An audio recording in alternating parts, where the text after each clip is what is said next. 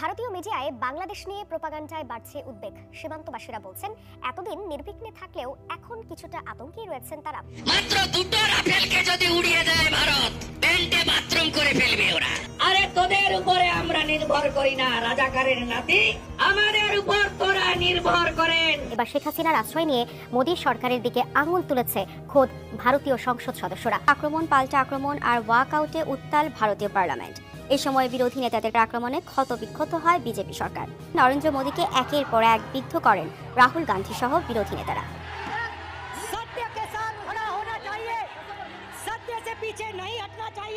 আক্রমণ করেন মোদী। उन्होंने संविधान को एक और गंभीर झटका दे दिया। টানা 3 দিন ধরে আক্রমণ পাল্টা আক্রমণ আর ওয়াকআউটে উত্তাল ভারতীয় পার্লামেন্ট। এই সময় বিরোধী নেতাদের কথার আক্রমণে ক্ষতবিক্ষত হয় বিজেপি সরকার। তুমুল হট্টগোল, অভিযোগ পাল্টা অভিযোগ আর ওয়াকআউটের হুমকির মধ্য দিয়ে চলছে লোকসভার অধিবেশন। ভারতের বিরোধী দলগুলোর অভিযোগ, প্রধানমন্ত্রী মোদী নিষ্ক্রিয় থাকার কারণেই সহিংসতা ছড়িয়েছে। पहला मुद्दा ये है कि बांग्लादेश में जो अल्पसंख्यकों के साथ, जो हिंदू और ईसाइयों के साथ अत्याचार हो रहा है, उसके खिलाफ इस सरकार को आवाज उठानी चाहिए। আওয়ামী লীগকে দেখো ধাক্কা দিল আর আওয়ামী লীগ পড়ে গেল, এত সহজ নয়। আপা আমি এটা বিশ্বাস করি যে লীগ ধাক্কা খেয়ে পড়ে যাওয়ার মতো দল না, এত সহজ না। আপনি ঠিক বলছেন, কিন্তু ভারত এত বড় একটা রাষ্ট্র, তারে আপনি কাঁপায়া দিচ্ছেন, ছক্কা মেরা দিচ্ছেন। সম্পর্ক বদলে গেল একটি পলকে, ইউনূস সরকার আপন, হাসিনা পর হলো রে। প্রিয় দর্শক মণ্ডলী, গুরুত্বপূর্ণ একটি প্রতিবেদনে আপনাদের সবাইকে স্বাগতম। যে মানুষটা 2 দিন আগেও ভারতের কাছে অনেক প্রিয় ছিল, অনেক কাছের ছিল, এইবার মোদির মাথায় হাত। এইবার মোদি বুঝতে পারছে যে হাসিনা কি জিনিস, কয়েকদিন কাছে রাখছে না, ভারতে উত্তাল অবস্থা। মোদির এবার মনে করেন পায়জামা সব কিছুই গরম, তার নিজের ক্ষমতা টেকানোই কঠিন হচ্ছে। হাসিনা যে কি জোনার, এটা মোদি অক্ষরে অক্ষর টের পাইছে। হাসিনার কামড় তো মোদি খায় নাই, হালকা হালকা খাইতেছে। সে ভারতে বৈশা মোদির বিরুদ্ধে চক্রান্ত শুরু করে দিয়েছে, এটা মোদি বুঝে গেছে। তো আজকের ভিডিওতে আপনারা দেখতে চলেছেন মোদির সাথে কি কর্মকাণ্ড হাসিনা করলে এবং মোদির কি অবস্থা হলো। একটা ঝগড়া লাগার মতো বিষয় আর কি, বোঝেন নাই? এখন মনে করেন যে শুধু মারাটা বাকি আছে মোদিরে, শুধু এখন হাসিনার মারাটা বাকি আছে আর মোদির আত্মহত্যা করা বাকি আছে। আজকের ভিডিওটি দেখেন, বিস্তারিত বুঝতে পারবেন কি ঝগড়াটা লাগছে। পরিপূর্ণ ভিডিওটি দেখেই আপনার মূল্যবান মতামতটি কমেন্ট বক্সে জানাবেন। তার আগে চ্যানেলে যারা নতুন আসেন দয়া করে চ্যানেলটি সাবস্ক্রাইব করে দেবেন। চলেন প্রতিবেদনটি না টেনে দেখতে থাকি। 4 মাস ধরে নয়াদিল্লির এক সেফ হাউসে আছেন ক্ষমতাচ্যুত প্রধানমন্ত্রী শেখ হাসিনা। ভারতের আশ্রয় থেকেই বিভিন্ন সময় রাজনৈতিক বক্তব্য ও বিবৃতি দিয়ে যাচ্ছেন পলাতক আওয়ামী সভানেত্রী। এমনকি যুক্তরাষ্ট্র ও যুক্তরাজ্যের একাধিক সমাবেশে ভার্চুয়ালি যুক্ত হওয়ারও খবর পাওয়া গেছে। এদিকে শেখ হাসিনার বিদ্বেষমূলক বক্তব্য প্রচারে নিষেধাজ্ঞা দিয়েছে আন্তর্জাতিক অপরাধ ট্রাইব্যুনাল। রাজনৈতিক নেতা থেকে অভ্যুত্থান সংশ্লিষ্টদের দাবি শীঘ্রই শেখ হাসিনাকে ফিরিয়ে এনে বিচার করা হোক। এমন এক পরিস্থিতিতে খোদ ভারতেই প্রশ্ন উঠল শেখ হাসিনাকে আশ্রয় দেয়া নিয়ে। এই প্রশ্ন তুলেছিলেন ভারতের সংসদের কয়েকজন সংসদ সদস্য। ঢাকা সফর থেকে ফেরার 2 দিন পর গত বুধবার ভারতের পররাষ্ট্র সচিব বিক্রম মিস্ত্রি দেশটির পররাষ্ট্র মন্ত্রণালয়ের সংসদীয় স্থায়ী কমিটির সঙ্গে বৈঠক করেন। দিল্লিতে 2.5 ঘন্টারও বেশি সময় ধরে চলা ব্রিফে দেশটির 21 থেকে 22 জন সংসদ সদস্য উপস্থিত ছিলেন। একাধিক সূত্রের বরাত দিয়ে দেশটির গণমাধ্যম INS জানায়, ব্রিফিংয়ের সময় পররাষ্ট্র সচিব বিক্রম মিস্ত্রির কাছে ভারতের কয়েকজন সংসদ সদস্য শেখ হাসিনা কোন মর্যাদায় দেশটিতে অবস্থান করছেন সেই সম্পর্কে জানতে চেয়েছেন। এদিকে শনিবার একই প্রশ্ন তুলেছেন ভারতের রাজনৈতিক দল অল ইন্ডিয়া মজলিস ই ইত্তেহাদুল মুসলিমিনের প্রধান ও হায়দ্রাবাদের প্রভাবশালী রাজনৈতিক এমপি আসাউদ্দিন ওয়াইসি। এক প্রতিবেদনে বিষয়টি জানায় ইন্ডিয়া টুডে। দেশটির সংসদের নিম্নকক্ষ লোকসভার এই সদস্য বাংলাদেশে কথিত সংখ্যালঘু ইস্যুতেও কথা বলেছেন। দেশটির গণমাধ্যম আজতক নিউজের বিশেষ অনুষ্ঠানে এজেন্ডা আজতককে অংশ নিয়ে একথা বলেন তিনি।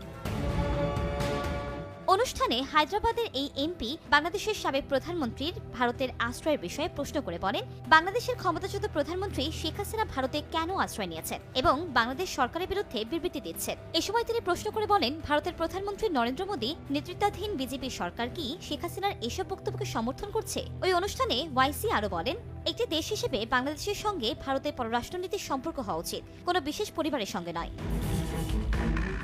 এদিকে জুলাই শহীদ স্মৃতি ফাউন্ডেশনের সাধারণ সম্পাদক শারজিস আলম ভারতকে হুঁশিয়ারি দিয়ে বলেছেন, সম্পর্ক ভালো রাখতে চাইলে ভারতকে খুনি হাসিনাকে আশ্রয় না দিয়ে ফেরত দিতে হবে। আমরা শুধু ভারতকে একটি জিনিস বলে দিতে চাই, আপনাদের সাথে আমাদের সম্পর্ক কি হবে সেটা আপনারা আপনাদের কাজের মাধ্যমে নির্ধারণ করবেন। যদি এই বাংলাদেশের সাথে আপনাদের সম্পর্ক স্থাপন করতে চান, খুনি হাসিনাকে বাংলাদেশে ফিরিয়ে দিন। শেখ হাসিনাকে আশ্রয় দিয়ে ইতিমধ্যে বাংলাদেশে তুমুল সমালোচিত হয়েছে ভারত সরকার। এবার হাসিনাকে আশ্রয় দেয়া নিয়ে খোদ ভারতেই সমালোচিত হচ্ছে দেশটির সরকার। এমন পরিস্থিতিতে কি করবে মোদী সরকার, এখন এটি দেখার বিষয়। প্রিয় দর্শক মণ্ডলী, ভিডিও চিত্রটি দেখছেন, আরও একটি গুরুত্বপূর্ণ প্রতিবেদন আছে, চলেন সেটাও একটু দেখে আসি। ওই মোদিকে একটি জিনিস বলে দিতে চাই, বাংলাদেশের মানুষ ভারত বিরোধী নয়, বাংলাদেশের মানুষ ভারতের জনগণ বিরোধী নয়।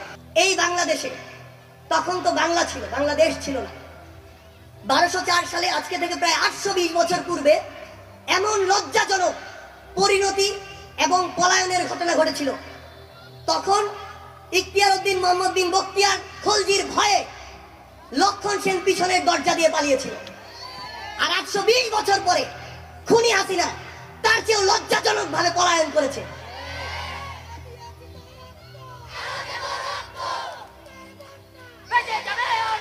অ্যান্টিব্যাকটেরিয়াল অ্যাডিটিভ যুক্ত সেরা ওয়াটার ট্যাঙ্ক বিশুদ্ধ পানিতে ব্যাকটেরিয়া জন্মাতে দেয় না। তবে দুইজনের মধ্যে একটা মিল আছে, দুইজনের মধ্যে একটা মিল আছে। সেটা হচ্ছে দুইজনেই পালানোর সময় একটা বাহন ব্যবহার করেছিল। বাহনটা আবার পৃথক। লক্ষণ সেন যে বাহনটি ব্যবহার করেছিল সেটি ছিল নৌকা, এখানে একটা মিল। আর খুনি হাসিনা যে বাহন ব্যবহার করেছিল সেটা ছিল হেলিকপ্টার। লক্ষণ সেন পালিয়ে এসেছিল বিক্রমপুরে, আর খুনি হাসিনা পালিয়ে গিয়েছে আগরতলায়।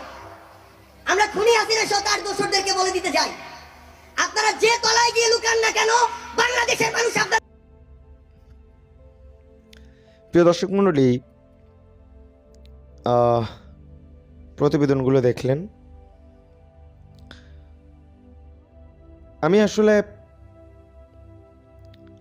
ওই যে একটা প্রবাদ আছে না, যে ঢেকি মানে কি যেন বান কাটে আর কি, এইটাই।